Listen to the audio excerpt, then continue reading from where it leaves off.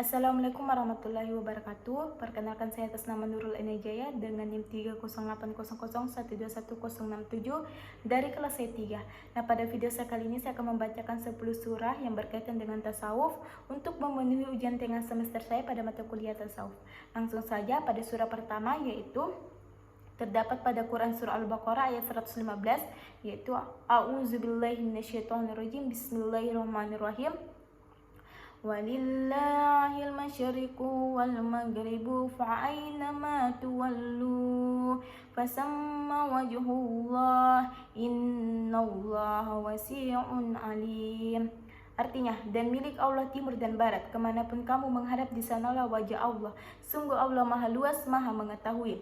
Kemudian adapun penjelasan dari ayat ini, yaitu kerajaan timur dan barat serta semua yang ada di antara keduanya adalah milik Allah.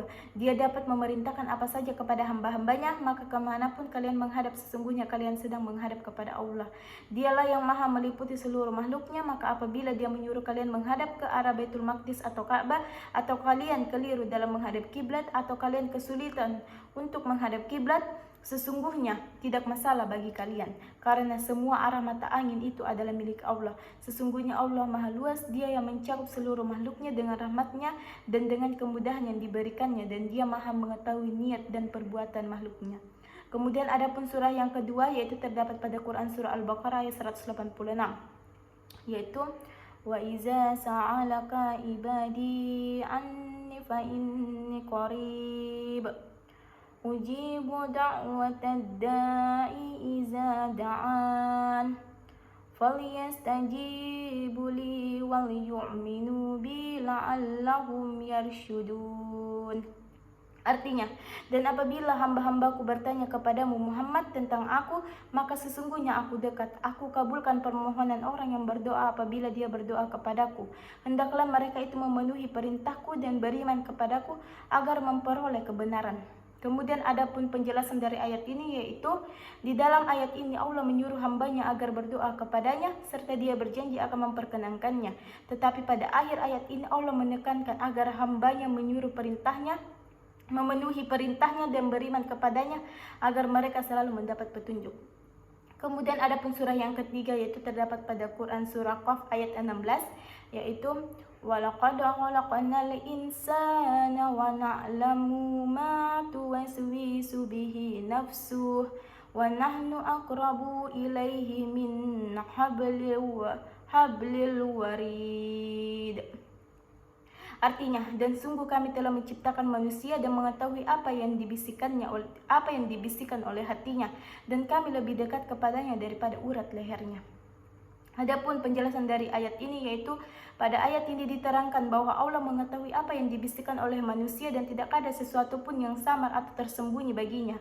Dan sungguh kami, yakni Allah dengan kuasanya bersama ibu bapa yang dijadikannya sebagai perantara, telah menciptakan manusia dan mengetahui apa yang dibisikkan oleh hatinya, baik kebaikan maupun kejahatan, dan kami lebih dekat kepadanya daripada urat lehernya, yakni Allah maha mengetahui keadaan manusia yang paling tersembunyi sekalipun.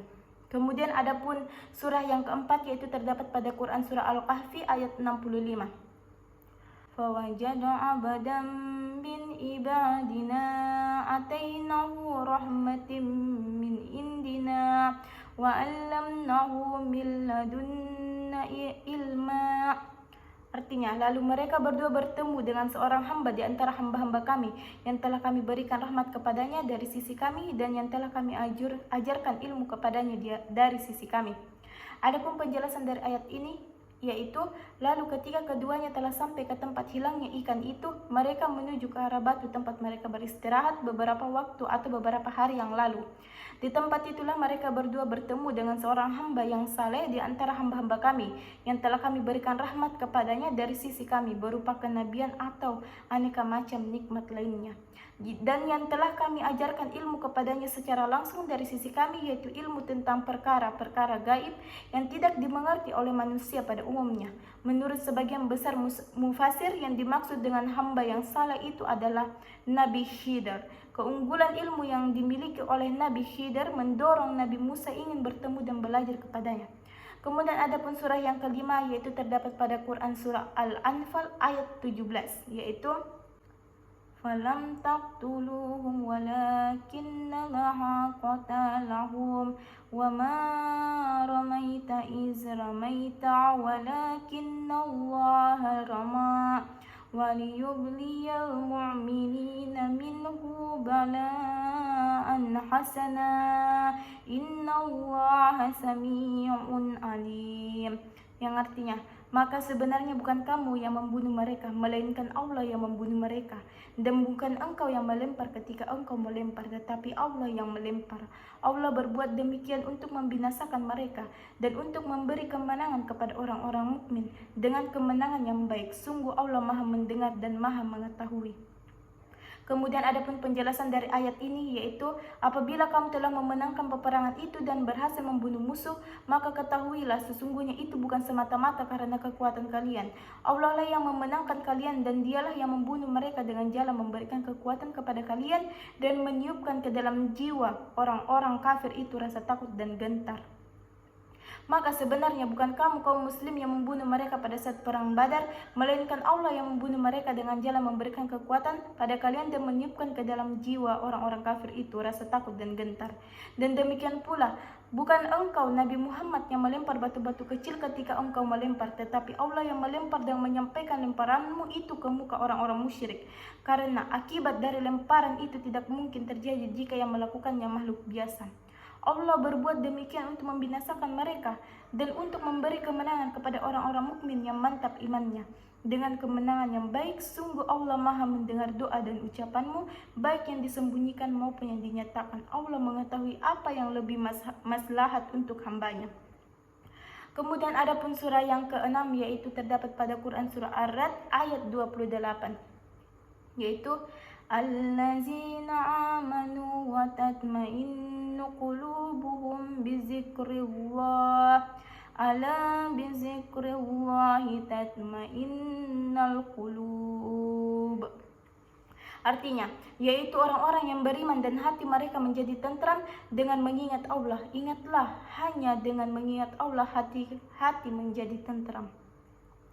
Kemudian ada pun penjelasan dari ayat ini, yaitu mereka yang mendapat petunjuk adalah orang-orang yang beriman kepada Allah dan Rasul-Nya, dan hati mereka menjadi tenang dan tentram dengan banyak mengingat Allah. Ingatlah bahwa hanya dengan banyak mengingat Allah, hati menjadi tentram. Adapun surah yang ketujuh, yaitu terdapat pada Quran surah Al-Mulk ayat 1, yaitu Tabarakallazi biyadihil mulku wa huwa ala kulli syai'in qadir. Tabarakallazi biyadihil mulku wa huwa ala kulli syai'in qadir. Artinya, Maha Suci Allah yang menguasai segala kerajaan dan Dia Maha Kuasa atas segala sesuatu. Kemudian ada pun surah yang ke-8, yaitu terdapat pada Quran surah Az-Zariyat ayat 56. Wa ma khalaqtul jinna wal insa illa liya'budun. Artinya, aku tidak menciptakan jin dan manusia melainkan agar mereka beribadah kepadaku. Penjelasan dari ayat ini, yaitu Allah memerintah Nabi Muhammad beristiqamah dalam mengajak umatnya mengesahkan Allah, karena sesungguhnya itulah tujuan penciptaan.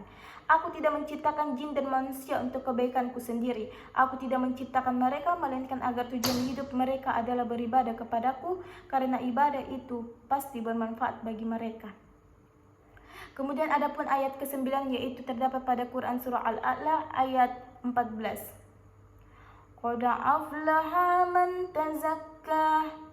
Artinya, sungguh beruntung orang yang menyucikan diri dengan beriman. Adapun penjelasan dari ayat ini, yaitu sungguh beruntung orang yang menyucikan diri dengan beriman kepada Allah secara hakiki, membersihkan diri dari dosa. Kemudian adapun ayat surah yang terakhir, yaitu surah yang ke-10, terdapat pada Quran surah Al-A'la juga pada ayat ke-15, yaitu wa zaqara isma rabbih fasallah. Artinya, dan mengingat nama Tuhannya lalu dia sholat. Adapun penjelasan dari ayat ini, yaitu dan mengingat nama Tuhannya setiap waktu, baik lapang maupun sempit. Lalu dia menunaikan sholat dengan khusyuk dan sempurna sebagai tanda penghambaannya kepada Allah. Itu saja video dari saya mengenai 10 ayat yang berkaitan dengan tasawuf. Kurang lebihnya mohon dimaafkan. Wassalamualaikum warahmatullahi wabarakatuh.